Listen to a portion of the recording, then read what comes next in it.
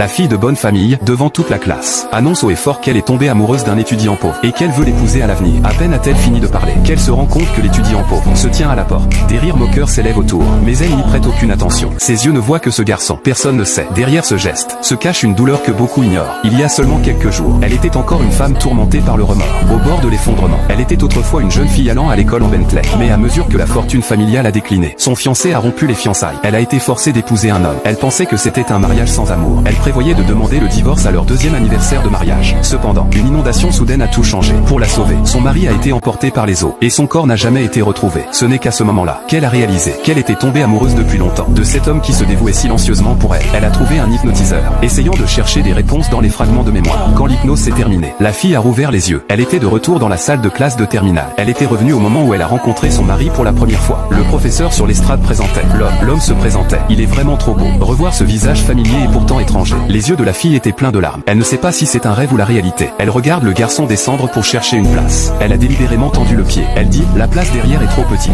Assieds-toi à côté de moi. Le garçon a eu un moment de surprise, mais il a quand même décidé de chercher une autre place et a accidentellement fait tomber son stylo sur le sol. Les deux se penchent en même temps pour ramasser. Leurs fronts sont presque sur le point de se heurter. La distance est soudainement très proche. Ils peuvent sentir le souffle de l'autre.